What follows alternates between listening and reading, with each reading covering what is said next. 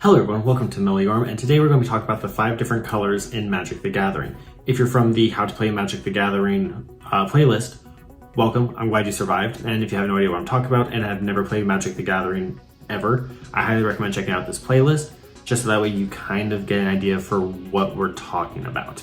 Now, without any further ado, we're going to move on to the colors. Now, it is important to note that each color does follow its own strategy, its own theme, its own philosophy, as well as bringing different effects to the game itself. And when you combine different colors to make a deck, you're kind of combining these different philosophies and strategies. We're going to start off with my personal favorite color in the Magic the Gathering 5-color scheme, which is black. Black is designed as the color of power through ruthlessness, where some of the effects are very powerful, but you have to pay a price for it. Usually it's either sacrificing a creature or paying life. An excellent example of this one, and this is one of my personal favorite cards, Ad Nauseam. Ad Nauseam allows you to draw cards, but you lose life equal to the converted mana cost of the card that you draw. Again, if you have no idea what I'm talking about, make sure to check out the playlist. That way you know what I'm talking about. This is an excellent example because drawing that many cards in a row is an extremely amazing card. However, that losing life makes you a little bit more hesitant because you are at the mercy of your deck. There's some of the mechanics that black also brings, as I mentioned, is sacrifice, but also discard. Both sacrifice and discard ultimately kind of create a sense of choice where there essentially is none. Now, what I mean by this is whenever you play mono black, as I do, you basically superimpose the choice on someone else to either get rid of specific cards in their hand or get rid of specific creatures that they, either creatures or enchantments or permanents that they have. Usually it's kind of like a group hug effect. However, most of the time whenever you're playing a mono black deck, you build your strategy of either getting rid of your stuff or everyone else getting rid of their stuff. Usually other people don't plan on this, and as a result, you can utilize this as a strategy that fits your style. Personally, I like it. Now, I talked about some of the highlights of the black color, but now a massive weak point for the black color archetype is its effect with artifacts and enchantments. Usually there's not a huge number of ways to get rid of it. Actually, now that I think about it, there is only one card that I can think of called Feed the Swarm that allows you to get rid of an enchantment. But for the most part, enchantments and artifacts are the massive weak points for playing black. Now, the next color that we're going to talk about is green, which basically follows the philosophy of growth. Now, this is experienced in a few ways, and I'm going to also reference my Hydra Tribal deck to kind of convey this point. The first way that you see growth in the green archetype is that it is the #1 color for mana ramp.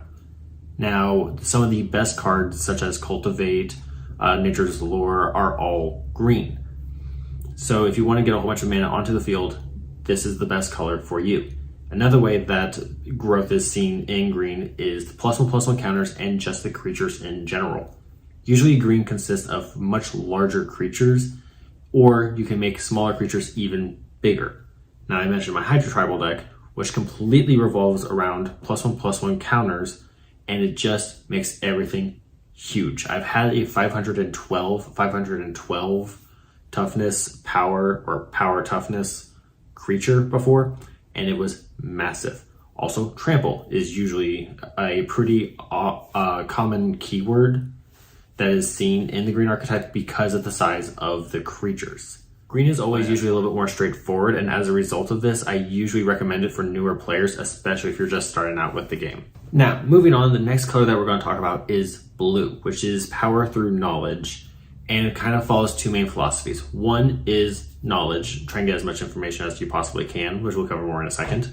And 2, shaping the board state or shaping the world to your liking. Now, the former is displayed by a lot of card draw. Blue is one of the best colors for card draw, which makes sense if you think about it, because the more cards you have, the more information you have, the more you know, more knowledge you have. So that kind of follows the whole philosophical aspect of it. But cards such as Ristic Study is an excellent example of this. I just recently got this card and it is so much fun. It's kind of annoying, but it's so much fun. But I draw a lot of cards with it. Now, Shaping the board state or the world to your liking can be seen through counterspells. Blue is one of the #1 color types for counterspells. Now, given that blue follows the theme of manipulating everything to your liking and drawing as many cards as you want, usually you have an underlying strategy, and the goal is to manipulate everyone in the board to follow your strategy so you win. I do not recommend this color for new players just because it is usually a little bit more complex and much more strategy oriented. Now, on the opposite end of the spectrum, you have red, whereas blue was a little bit more structured. Red is impulsive, chaotic, and just overall bonkers. Now, red is kind of the color of freedom through action and power through action.